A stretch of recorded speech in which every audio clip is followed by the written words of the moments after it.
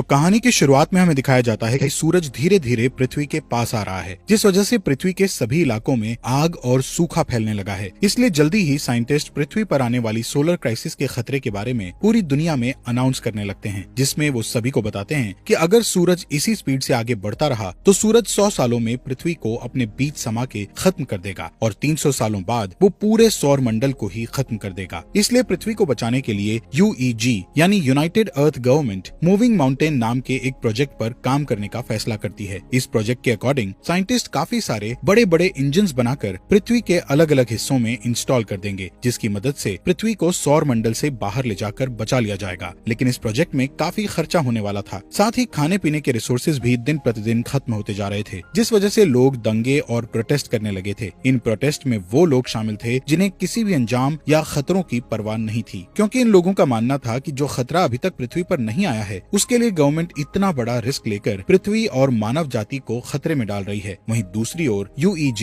Digital life नाम के एक प्रोजेक्ट यानी DLP पर बैन लगा देती है, जिस वजह से प्रोटेस्ट और भी ज्यादा बिगड़ जाते हैं, क्योंकि DLP एक कट्टर ग्रुप था जिसका मानना था कि इंसानों का फ्यूचर सिर्फ कंप्यूटर में है। असल में वो एक ऐसा प्रोग्राम डेवलप करना चाहते थे जिससे इंसान अपने दिमाग को एक डिस्क में अपलोड कर सकता था, लेकिन रिसोर्सेज की कमी के कारण वो इस प्रोग्राम को आगे नहीं बढ़ा सकते थे। इसलिए रिसोर्सेज के लिए वो हैकिंग करके UEG पर आतंकवादी हमला करते रहते थे। इन सब के बीच UEG नोटिस करती है कि उनके मूविंग माउंटेन प्रोजेक्ट से लोगों का विश्वास उठता जा रहा है, जिस कारण काफी सारे लोग इस प्रोजेक्ट को रोकने की कोशिशें कर रहे हैं। पर तभी चाइनीज एम्बेसडर जाओ इस प्रोजेक्ट के पहले पार्ट को कंप्लीट करने का कहते हैं, क्योंकि उनका मानना था कि पहला पार्ट जल्द ही पूरा हो जाएगा और लोगों को दोबारा उनके मूविंग माउंटेन प्रोजेक्ट पर विश्वास होने लगेगा। जाओ कहते हैं कि इस पहले पार्ट को कंप्लीट करने के लिए सबसे पहले चंद्रमा पर मौजूद इंजन्स की टेस्टिंग की जाएगी, क्योंकि हम चंद्रमा को भी सौर मंडल से धकेलने का प्लान कर रहे हैं ताकि पृथ्वी का ग्रेविटी से कनेक्शन टूट जाए। वहीं UEG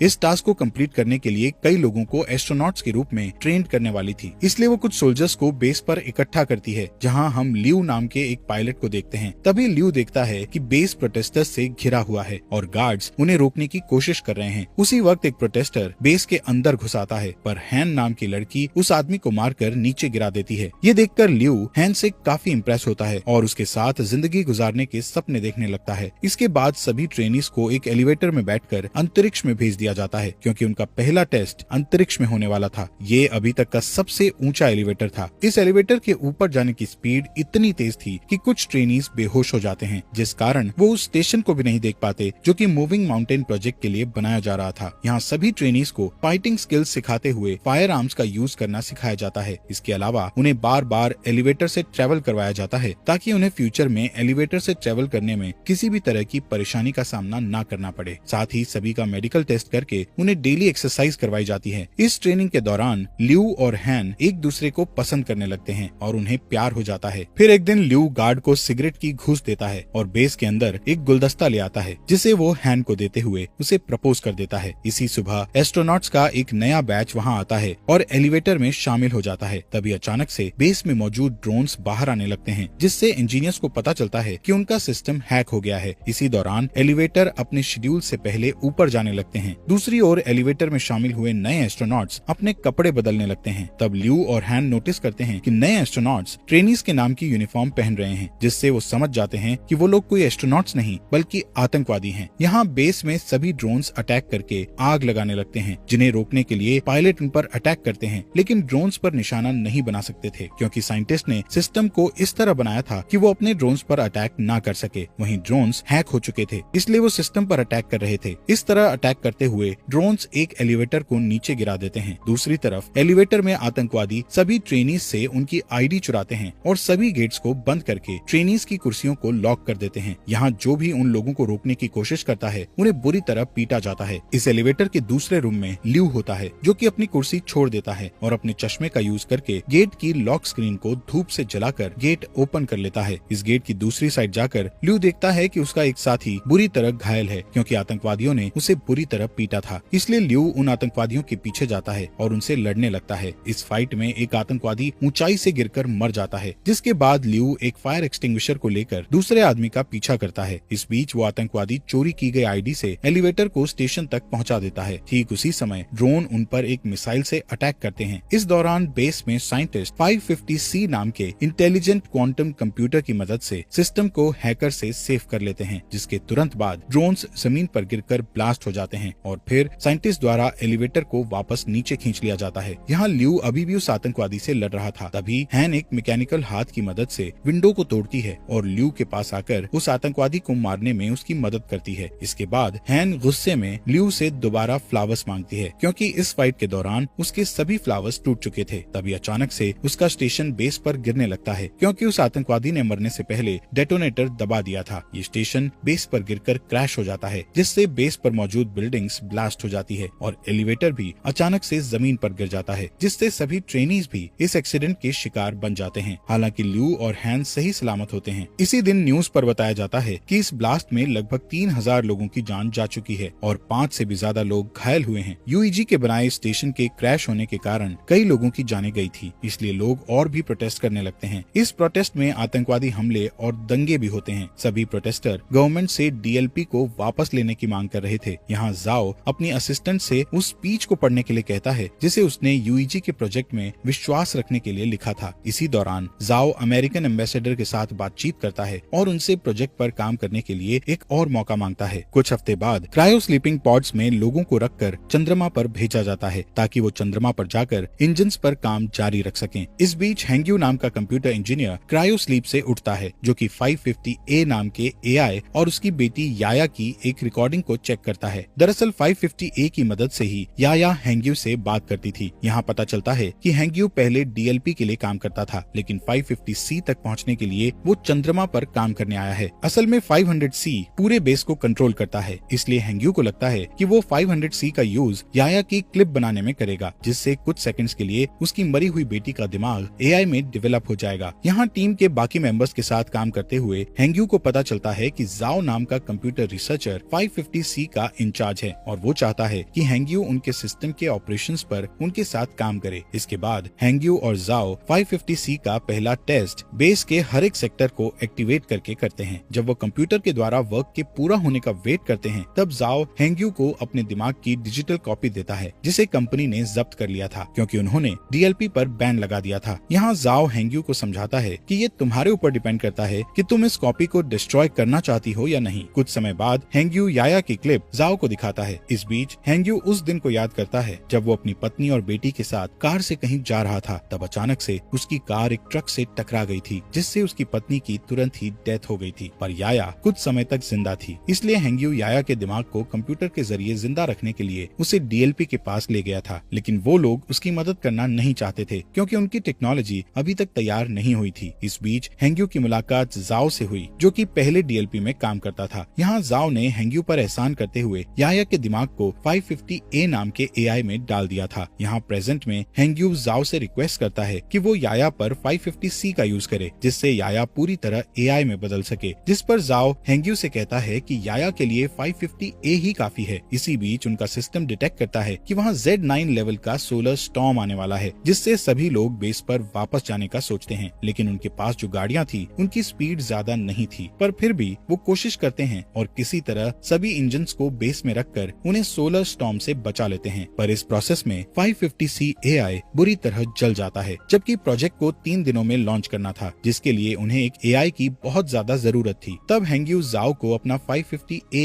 एआई देने को कहता है, लेकिन इसके बदले वो फ्यूचर में 550 मॉडल्स डेवलप करने वाली टीम में खुद को शामिल करने का कहता है, जिस पर जाओ मान जाता है और हैंग्यू एआई से याया के दिमाग के डिस्क निकाल लेता है। 3 दिन के बाद टीम इंजन्स का टेस्ट करती है। तब चंद्रमा कुछ सेकंड्स के लिए अपनी जगह से थोड़ा सा शिफ्ट हो जाता है, जिसे देखकर टीम बहुत खुश हो जाती है, क्योंकि इससे साबित हो जाएगा कि 20 साल में वो पूरी तरह से चंद्रमा को पृथ्वी से दूर कर देंगे। इसके अलावा टीम की इस सफलता से पूरी दुनिया के लोगों को मूविंग माउंटेन प्रोजेक्ट पर विश्वास हो जाता है। कुछ महीने बाद वो पृथ्वी पर इंजन का टेस्ट करते हैं, जिससे सभी स्क्रीन ब्लैक हो जाती हैं और लोगों को लगता है कि उनका टेस्ट फेल हो गया है, लेकिन अचानक उन्हें फील होता है कि जमीन हिल रही है। वहीं दूसरी ओर बेस पर मौजूद एस्ट्रोनॉट्स को आसमान में एक लाइट जलती हुई दिखती है। इससे यूईजी के साइंटिस्ट प्रूव करते हैं कि पृथ्वी अपनी जगह से थोड़ी दूर पर शिफ्ट हुई है। ये जानकर पूरी दुनिया जश्न मनाने लगती है। इसी तरह कई साल बीत जाते हैं और यूईजी बहुत ही शक्तिशाली इंजन्स को बनाता है, जो कि पृथ्वी और चंद्रमा को धक्का देकर मूव करके सौर मंडल से दूर कर देगा। साथ ही इस प्रोजेक्ट का नाम अब द वेंडरिंग अर्थ रखा जाता है और 550C द्वारा कई बिल्डिंग्स को बनाया जाता है। जाता है, जिसके बाद यूईजी हर साल एक नया टेस्ट करती है जिससे उनकी थ्योरी सही साबित होती है। इस तरह लोग यूईजी के प्रोजेक्ट को पूरी तरह एक्सेप्ट कर लेते हैं, जिस कारण डीएलपी पूरी तरह से गायब हो जाता है। इसके अलावा लोगों में ये भी चर्चा होती है कि गवर्नमेंट ने जो अंडरग्राउंड सिटीज बनाई है उनके अंदर जाने के लिए लोगों को पास खरीदने होंगे। यहाँ पता चलता है कि हर साल पृथ्वी का रोटेशन धीमा हो रहा था, जिससे एक दिन में 24 घंटे की जगह 60 घंटे का सिस्टम हो गया है और ग्लोबल इंटरनेट भी अब बंद हो चुका था। साथ ही पृथ्वी पर अब बाढ़ और सोलर रेडिएशन जैसी समस्याएं लगी थी, जिससे कैंसर की बीमारी बढ़ने लगती है। इधर ल्यू और हैन शादी कर लेते हैं और उनका एक बेबी बॉय होता है। वो दोनों परेशान होते हैं क्योंकि उन्हें उनके बेटे के लिए अंडरग्राउंड सिटीज का पास नहीं मिला था। इसी बीच हैन को कैंसर हो जाता है, जिससे वो दोनों और भी परेशान हो जाते हैं। यहाँ हैंग्यू नए 500 डेवलपमेंट की हेल्प से याया के लिए एआई बनाता है, जिसे वो 550W का नाम देता है। यहाँ हमें बताया जाता है कि स्टेशन को गिरे हुए 14 साल बीत चुके हैं और अब ल्यू मेजर की पोस्ट पर आ चुका है। एक दिन ल्यू को अंतरिक्ष में भेजने के लिए उसका इंटरव्यू लिया जाता है। यहाँ 550W उसका इंटरव्यू लेता है और बताता है कि ल्यू के स्किल्स इम्प्रेसिव हैं। इसके अलावा 550W ल्यू की फैमिली में हो रही परेशानियों के बारे में भी बताता है और कहता है कि ल्यू को पृथ्वी पर रहकर अपनी फैमिली की देखभाल करनी चाहिए। जिस पर ल्यू कहता है कि मुझे अपनी फैमिली को पीछे छोड़ने का दुख है, लेकिन मुझे अपने बेटे को अंडरग्राउंड सिटी में भेजने के लिए बेस पर आकर काम करना पड़ेगा। यहाँ मिरर के दूसरी साइड प्रोजेक्ट के इंचार्ज साइंटिस्ट इस इंटरव्यू को सुन रहे थे, जिसमें हैंग्यू ल्यू की बातें सुनकर अपनी बेटी की याद करने लगता है। इसके बाद 550W बताता है कि हैन की जल्दी ही डेथ होने वाली है, जिस कारण ल्यू पूरी तरह से टूट जाएगा और स्ट्रेस टेस्ट में फेल हो जाएगा। इंटरव्यू के बाद ल्यू हैन के साथ टाइम स्पेंड करने के लिए हॉस्पिटल जाता है, जहाँ हैन कहती है मैं आखिरी बार अपने होम टाउन को देखना चाहती हूँ, पर मौसम की समस्याओं के कारण उसे होम टाउन में ले जाना बहुत मुश्किल था। इधर हैंग्यू ल्यू की बातों से इतना इमोशनल हो गया था कि वो चोरी से बेस में घुसकर याया के दिमाग को 550W से जोड़ देता है और उसे सिस्टम में देखने लगता है, जिससे वो इमोशनल होकर रोने लगता है। तभी जाओ गार्ड्स के साथ वहाँ आ जाता है और हैंग्यू को समझाने लगता है कि उसे याया की डेथ को एक्सेप्ट करना होगा, जिस पर हैंग्यू मना कर देता है और याया को पूरी तरह से 550W में अपलोड कर देता है, जिससे चंद्रमा के सिस्टम में तुरंत प्रॉब्लम आना शुरू हो जाती है और सभी इंजन्स फेल होने लगते हैं। इसके बाद गार्ड्स हैंग्यू को पकड़ लेते हैं और अपने साथ ले जाते हैं। इधर जाओ याया के डिस्क को निकालकर 550W एआई को बंद कर देता है। इस बीच ल्यू अपने पुराने दोस्तों के जरिए एक जेट उधार लेता है और हैन को उसके होम टाउन ले जाता है। कुछ ही समय में वो शंघाई सिटी में लैंड करते हैं, जो कि अब बर्फ से जमी हुई बंजर जमीन बन चुकी थी। दोनों सितारों को देखते हुए बातें करते हैं, जहाँ हैन ल्यू से कहती है कि मैं समय आने पर शान से मरना चाहती हूँ। यहाँ यूईजी के लोग हैंग्यू के द्वारा की गई सिस्टम प्रॉब्लम्स के बारे में बात करते हैं और नोटिस करते हैं कि ये उस हैकिंग की तरह ही है जो कुछ सालों पहले ड्रोन और एलिवेटर के साथ की गई थी। इसलिए सभी 550W के सिस्टम को हैक करके सही करने का सोचते हैं, लेकिन वो हर बार ब्लॉक हो जाते हैं। तभी अचानक चंद्रमा के इंजन ब्लास्ट हो जाते हैं, जिससे चंद्रमा पृथ्वी की ओर आने लगता है। दूसरी तरफ जाओ समुद्र के पास खड़ा होता है और सभी देशों के लीडर्स को एक इमरजेंसी अलर्ट सेंड करता है, क्योंकि सुनामी धीरे धीरे बढ़ रही थी जो जल्द ही जमीन से टकरा जाती है। इस इमरजेंसी के कारण ल्यू को भी वापस ड्यूटी पर बुलाया जाता है। वहीं लीडर्स पहले से ही अंडरग्राउंड सिटी को खोलना शुरू कर देते हैं ताकि वो सुनामी से लोगों की जान बचा सकें। यहाँ ल्यू के मिशन पर जाने से पहले ही हैन की डेथ हो जाती है, इसलिए उनके बेटे को हैन के पिता अंडरग्राउंड सिटी में मिल जाते हैं। इस बीच जाओ यूईजी से सपोर्ट मांगते हुए कहता है कि उन्हें पृथ्वी के सभी परमाणु हथियारों का यूज करके चंद्रमा पर अटैक करना होगा, ताकि वो चंद्रमा को पृथ्वी से टकराने से रोक सकें, जिस पर सभी देश अपने अपने हथियार सौंपने के लिए मान जाते हैं। इस बीच जाओ हैंग्यू से मिलने के लिए जेल में जाता है और उसे बताता है कि वो पृथ्वी के इंजन्स को जल्द से जल्द एक्टिव करना चाहते हैं, लेकिन इसके लिए उन्हें ग्लोबल इंटरनेट को फिर से एक्टिव करना पड़ेगा। साथ ही जाओ बताता है कि इंटरनेट का एक सर्वर पानी में डूब गया है, जिसकी केयर करने के लिए उन्हें हैंग्यू की जरूरत है, लेकिन हैंग्यू जाओ की बात नहीं मानता है। तब जाओ उसे याया के दिमाग की डिस्क दिखाकर उसे ब्लैकमेल करता है, जिससे हैंग्यू को उसकी बात माननी पड़ती है। इसके बाद हम देखते हैं कि परमाणु को ट्रांसपोर्ट करने के लिए ल्यू के साथ साथ कई पायलट को चुना जाता है। वहीं पृथ्वी पर मिसिंग इंटरनेट सर्विस की देखभाल के लिए 3 टीम्स को बीजिंग, टोक्यो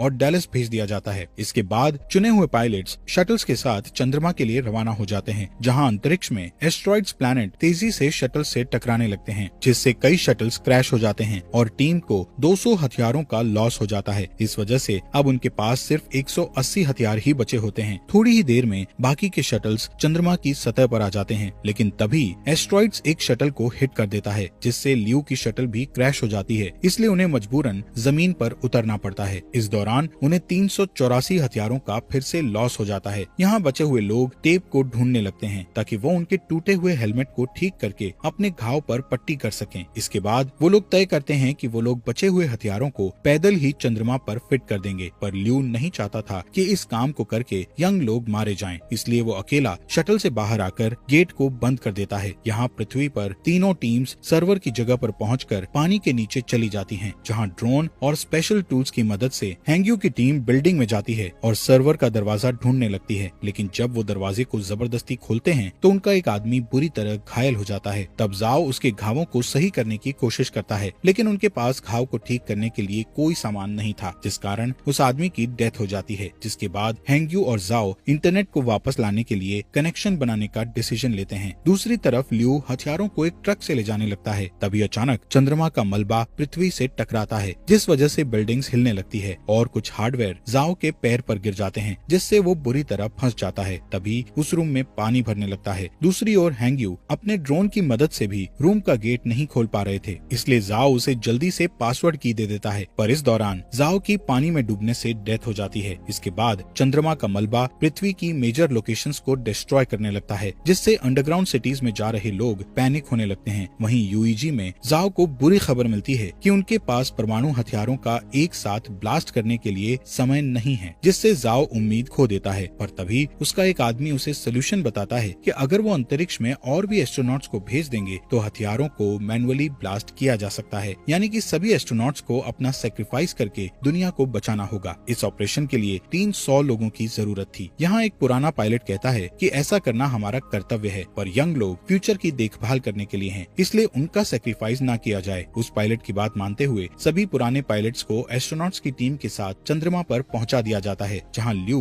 उन्हें आता हुआ देखकर चौंक जाता है, लेकिन उसका कम्युनिकेटर टूट गया था, इसलिए वो पृथ्वी पर वापस लौटने से पहले अपने पुराने टीचर और ट्रेनिंग पार्टनर्स को गुड बाय नहीं बोल पाता है। दूसरी ओर यूईजी बताती है कि टोक्यो और डैलस के सर्वर वापस आ चुके हैं, लेकिन बीजिंग का सर्वर अभी तक नहीं आया है। यहाँ बीजिंग में हम हैंग्यू को देखते हैं, जिसके रूम में पानी भरने लगता है और वो की को सही कंप्यूटर से नहीं जोड़ पाता। तभी चंद्रमा पर एस्ट्रोनॉट्स सभी परमाणु हथियारों को ब्लास्ट करने लगते हैं। ठीक उसी समय हैंग्यू भी उसकी माइंड डिस्क को एक कंप्यूटर से जोड़ देता है, जिससे चंद्रमा पूरी तरह ब्लास्ट हो जाता है। पर अब चंद्रमा का मलबा तेजी से पृथ्वी की ओर आ रहा था, इसलिए पृथ्वी को जल्द ही वहाँ से हटाने की जरूरत होती है। यहाँ हैंग्यू याया की क्लिप को एक्टिव करता है और उसे की दिखाकर अंदर से इंटरनेट को एक्टिव करने के लिए कहता है। तभी रूम में पानी भर जाता है, जिससे हैंग्यू की भी डेथ हो जाती है। वहीं चंद्रमा का मलबा पूरी दुनिया में गिरने लगता है। तभी यूईजी इमरजेंसी मैसेज भेजकर बताता है कि उनका मिशन फेल हो चुका है, जिससे शहरों में दंगे होने लगते हैं। वहीं जाओ हार नहीं मानता और अपनी टीम को इंजन्स में आग लगाने को कहकर उन्हें उल्टी गिनती शुरू करने को कहता है। इसी दौरान बीजिंग में हैंग्यू का दिमाग अचानक कंप्यूटर के अंदर एक्टिव हो जाता है, जहां वो अपनी बेटी से दोबारा मिलकर बहुत खुश होता है। इसके बाद हैंग्यू एआई में जाकर इंटरनेट सर्वर को एक्टिव कर देता है। तभी जाओ के आदेशों का पालन करते हुए एक आदमी इंजन्स को स्टार्ट कर देता है और फिर देखते ही देखते पृथ्वी मूव करने लगती है और चंद्रमा के मलबे से बच जाती है। ये देखकर पूरी दुनिया के लोग जश्न मनाते हैं। यहाँ ल्यू शटल से ही पृथ्वी को हिलते हुए देखता है, इसलिए वो जल्दी से वीडियो रिकॉर्ड करता है ताकि वो अपने बेटे को ये सीन दिखा सके। दूसरी ओर हैंग्यू और याया के दिमाग का बैकअप 550W में एक साथ मिक्स हो जाता है। इसके बाद हमें 7 साल बाद का सीन दिखाया जाता है, जहाँ पृथ्वी वापस से 24 आवर के सिस्टम में आ चुकी है और जाओ रिटायर्ड हो चुका है। लेकिन अब उनकी असिस्टेंट यूईजी में उनकी लेगेसी को आगे बढ़ा रही है। अब क्योंकि चंद्रमा से उनको कोई भी खतरा नहीं है, इसलिए वो अपने प्लान का सेकंड पार्ट शुरू करते हैं, जिसमें वो 10 साल के अंदर जुपिटर प्लैनेट के पास से उड़ेंगे और फिर पृथ्वी को हमेशा के लिए सौर मंडल से बाहर कर देंगे। इसलिए इंजन्स पर नजर रखने के लिए एक स्पेस स्टेशन बनाया गया है, जिसका इंचार्ज ल्यू है। और इसी के साथ ये मूवी यहीं पर खत्म हो